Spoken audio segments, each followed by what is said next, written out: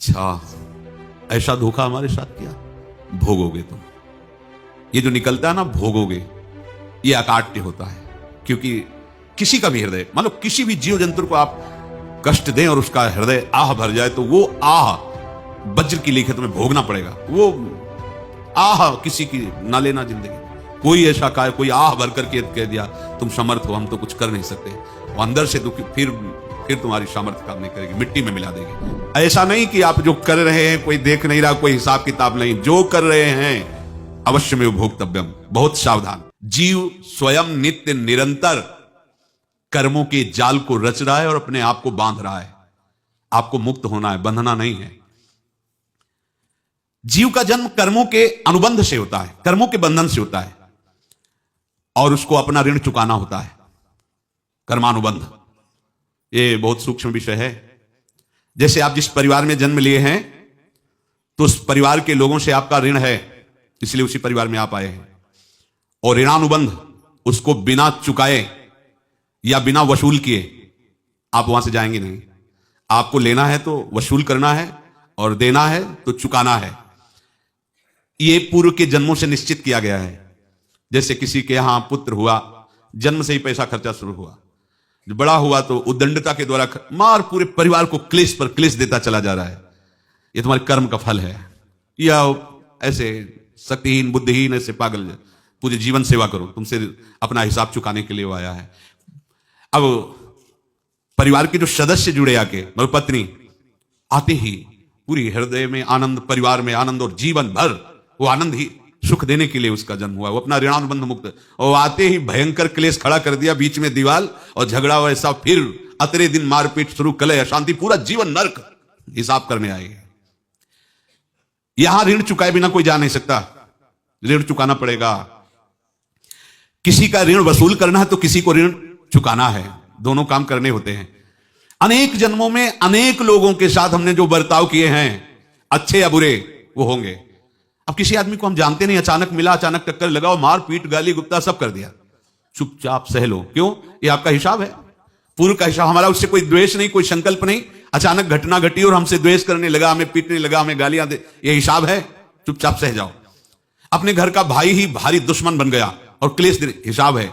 एक प्रभुदत्त ब्रह्मचारी जी की वाणी में पढ़ा था, एक महात्मा जी भ्रमण करते थे, तो उस समय असरफियां चलती थी, मोहरे असरफियां, तो उनको भेंट में देते लोग। तो या तो ठाकुर सेवा में लगे तत्काल, या संत सेवा में तत्काल लगे।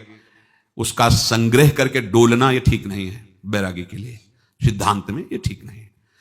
तो जब 2, 4, 6, 8 ऐसे मोहरे हुई, तो उन्होंने विचार किया कि और भ्रमण करके जब काफी मोहरे हो जाएंगी, तो प्रयागराज में जब कुंभ पड़ता है, एक बार पूरे सब अखाड़े के संतों को, अलग अलग संप्रदाय सब संतों को बुलाएंगे और सबको पाएंगे। अब साधु है तो यही विचार करेगा, और क्या विचार करेगा। तो उन्होंने एक ऐसे डंडा बनवाया, बेंत, जो ऊपर से चूड़ीदार और भीतर पोला, और मोहरे उसमें डालते गए। और भ्रमण, जहां जहां श्रद्धालु भगत थे सबके यहां जाना, और इच्छा रखना कि एक मोहर तो दे ही दे दक्षिणा में। कामना कोई भी हो वो बांधती ही है, ध्यान रखना। इसलिए प्रभु जो चाहे वो करे, अपनी चाह नहीं रखनी चाहिए, अपनी चाह प्रभु की चाह में मिला देनी चाहिए। धीरे धीरे वो छड़ी भर गई।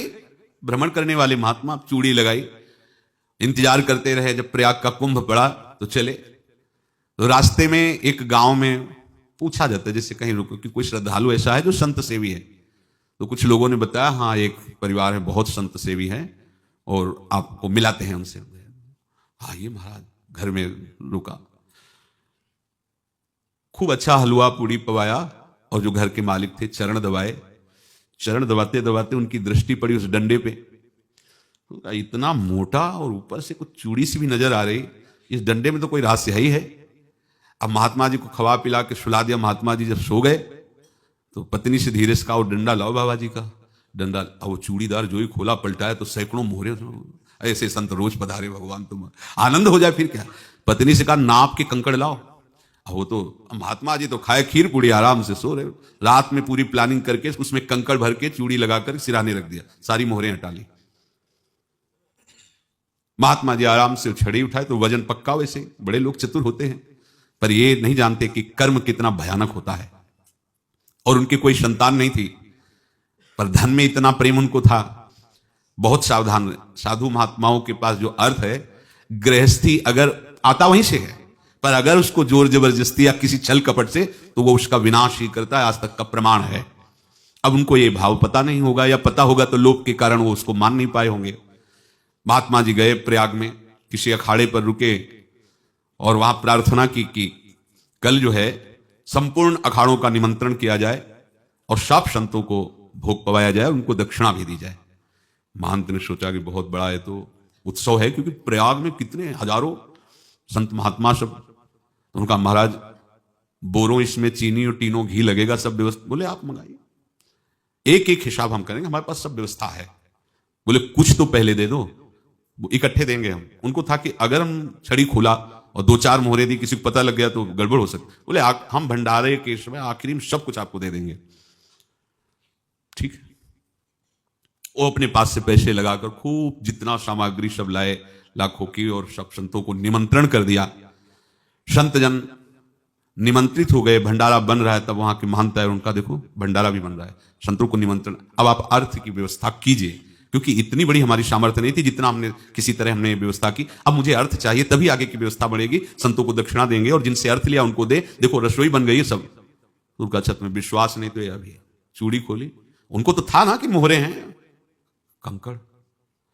तो जिसे कितना उनको सदमा लगा होगा, हजारों संतों का निमंत्रण, रसोई बन, मतलब संत हो के छल कपट। तो उनका महाराज आपने तो हमारा नाश कर दिया, जो महंत थे। अब बताओ रसोई बन गई, संत निमंत्रित हो गए, आप ये कंकड़ दिखा रहे हैं हमको। आपने तो हमें बर्बाद कर दिया, हमारी इतनी सामर्थ्य नहीं थी, आप पहले बता देते। संत होकर ऐसा छल कपट।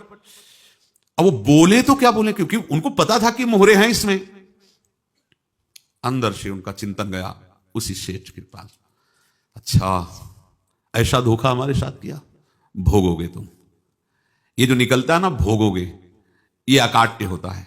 क्योंकि किसी का भी हृदय, मान लो किसी भी जीव जंतु को आप कष्ट दें और उसका हृदय आह भर जाए, तो वो आह वज्र की लेखे तुम्हें भोगना पड़ेगा। वो देखो भीष्म जी को भोगना पड़ रहा है। सांप को ऐसे धनुष की नोक से उठाया और बंबूल के कांटों के ऊपर फेंक दिया, कई दिन तक सेदा हुआ, वो आह भर करके मरा। तो आपको 6 महीने बाणों की सैया पर आह किसी की ना लेना जिंदगी में।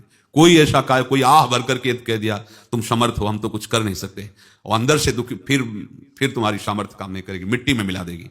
फिर ये तो संत थे, और भगवत आराधना के लिए, संत आराधना के लिए ही ऐसा किए हुए थे। अब इनका कैसे मुंह दिखाएं, अब क्या करें। सुबह संत जन आएंगे, सबके बीच में हमारी ये देखो इन्होंने, अब क्या करें। गए और संगम में जाके छलांग लगाई, अपने प्राण त्याग दिए। अब उनकी तो पास मोहरे थी और व्यापार बढ़ा, और 9-10 महीने बाद ही लड़का हुआ। अब तो उनको कि संत फलीभूत हो गया। देखो व्यापार चल रहा, लड़का नहीं होता था, लड़का भी हो गया। बड़ा आनंद छा रहा है। जब से वो प्रकट हुए और धन की वृद्धि शुरू हो गई, पढ़ाई लिखाई में उनके खर्चा हुआ, सब बस बीमारी शुरू हो गई उनके शरीर में। अब उसमें पैसा जाना शुरू हुआ। इतने आसक्त वो दोनों हो गए कि कुछ भी हो, व्यापार ठप, संपत्ति बेचना शुरू। तब उन्होंने कहा कि बेटा मैं क्या कर सकता हूं तुम्हारे लिए। बोले हमारी अंतिम इच्छा है, प्रयाग चलो और जितने प्रयाग में संत महात्मा सबको एक बार भंडारा करवाओ। हमारी इच्छा अंतिम है, क्योंकि अंतिम यही इच्छा थी। तो बोले अब ज्यादा संपत्ति तो नहीं रह गई। तो बोले घर बेच दो, मेरे लिए ही तो है, बेच दो। मुझे लगता मैं बचूंगा नहीं, पर मेरी अंतिम इच्छा पूर्ण कर दो। घर बेच दिया, जेवर बेच दी। वहां गए, जब संत सेवा की तो बोले मुझे संगम तक ले चलो। संगम तक ले गए और बोले समझे तुम चुराए थे और हमने उसको छीना है, कुछ नहीं रह गया तेरे पास कुछ, अब केवल ममता और आसक्ति में जलकर मर और नरक प्राप्त कर। मैं वही महात्मा हूं जिसकी तूने मोहरे ली थी, शरीर छोड़ दिया। महात्मा को जन्म लेना पड़ा और इनको दुर्गति भोगनी पड़ी। ऋणानुबंध होश में, ऐसा नहीं कि आप जो कर रहे हैं कोई देख नहीं रहा, कोई हिसाब किताब नहीं, जो कर रहे हैं अवश्य में भोक्तव्यम। बहुत सावधान। अनेक जन्मों में अनेक लोगों से जो कुछ लिया दिया है, इस लेने देने को मिटा देने के बाद ही तुम मुक्त हो गए। इसीलिए एक उपाय है, लेना न देना मगन रहना। क्या? मालिक को समर्पित हो जाओ, मालिक को अपना माना हुआ समर्पित कर दो, खत्म। अहम त्वाम स्वरूपापिभ्यो मोक्षयिष्यामि, सब खत्म, आगे पीछे लेना देना सब खत्म। एकादश स्कंद में भगवान श्री कृष्णचंद्र जी ने कहा, जो मेरे चरणों का आश्रय लेकर भक्त मेरा भक्ति करता है, उसके पितृ ऋण, मातृ ऋण, देव ऋण, ऋषि ऋण, सब ऋणों से मैं मुक्त कर देता हूं। बस यही एक उपाय है जो इसके बंद करने का उपाय भक्तों के लिए है, वो यही है, भगवान की शरण में होकर अपना माना हुआ पूरा भगवान के अर्पित कर दो। अर्पित करने का तात्पर्य उसमें अहम हटा दो। तो दियम वस्तु गोविंदम तुभ्यमेव समर्पये। जिनसे तुमने सेवा करवाई है उनकी सेवा करनी पड़ेगी, जिनसे तुमने जो कुछ लिया है उनको देना पड़ेगा। ये लेने देने का व्यापार जब तक समाप्त नहीं होगा तब तक तुम्हारा जन्म मरण चलता रहेगा। अब आपको यहां समझना है, यदि आपसे किसी ने पैसे लिए बेईमानी करके नहीं दे रहा है तो आप उसको गाली मत दीजिए, आपने बेईमानी की थी इसलिए आपकी बेईमानी हुई है, ले गया, कोई बात नहीं है, बंधन से मुक्त हुए, जो बोझा था चला गया। उसको ऐसा ना देखे कि ये बेईमान हमारे रुपए मार लिए, अब जो कुछ होगा देखेंगे। अगर आप आगे नया कुछ करते हैं तो फिर आगे का हिसाब आपको भोगना पड़ेगा, ध्यान रखना। ऐसा नहीं है कि आपको भोगना नहीं पड़ेगा। एक ही उपाय है कि अब जो शरीर धारण किए इसी में जो भोग ले, आगे ना होना चाहिए। तो क्या करें? सर्वतो भावेन भगवान की शरण ले ले। ये तो सर्वाणि कर्माणि मयि सन्न्यस्य मत्पराः अनन्येनैव योगेन माम ध्यायन्तु उपासते तेषामहं समुद्धर्ता मृत्यु संसार से। ये बड़ा कठिन है, पार होना कोई छोटी मोटी बात है।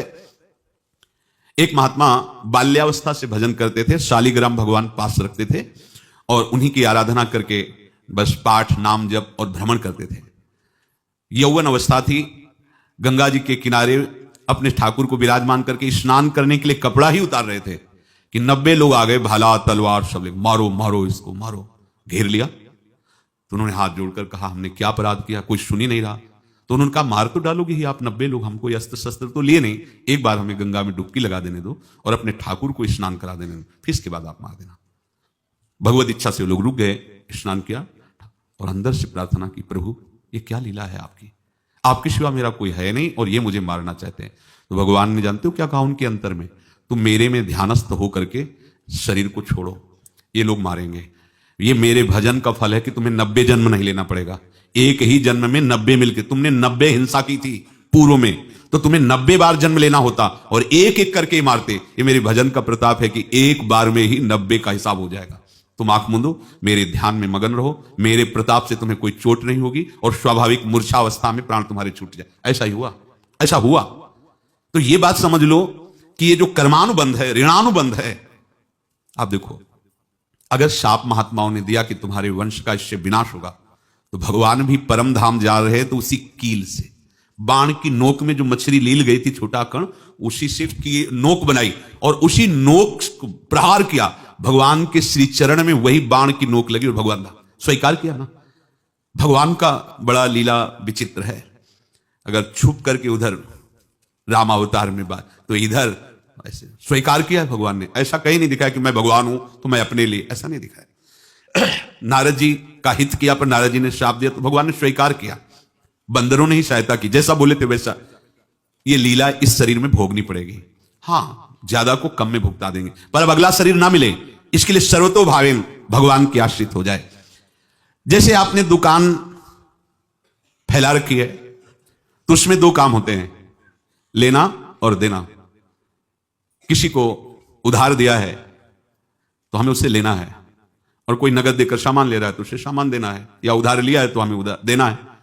अब अगर दुकान बंद करनी है तो तुम्हें देने वालों पर जोर देना है, लेने वालों पर जोर नहीं।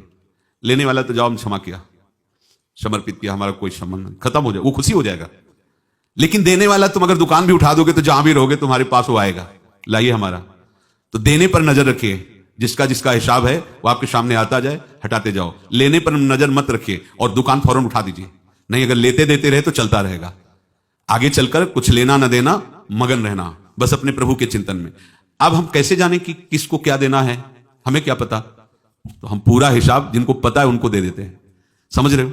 उनको पता है क्या लेना है क्या देना है, तो इनके पास पहुंच गया, सरकारी हिसाब से सब बराबर कर देंगे। हमको अपनी जिम्मेवारी इनकी चरणों में समर्पित कर देना है, तभी हम जीवन मुक्त होंगे। ये रहस्य की बात है। प्रभु कह रहे हैं, यस्य सर्वे समारंभाः काम संकल्प वर्जिताः ज्ञानाग्निदग्ध कर्माणं तमाहु पंडितम बुधाः। जिसके संपूर्ण कर्मों के आरंभ संकल्प और कामना से रहित हैं तथा जिसके संपूर्ण कर्म ज्ञान रूपी अग्नि से जल गए हैं, उसको ज्ञानी जन भी पंडित कहते हैं, बुद्धिमान कहते हैं।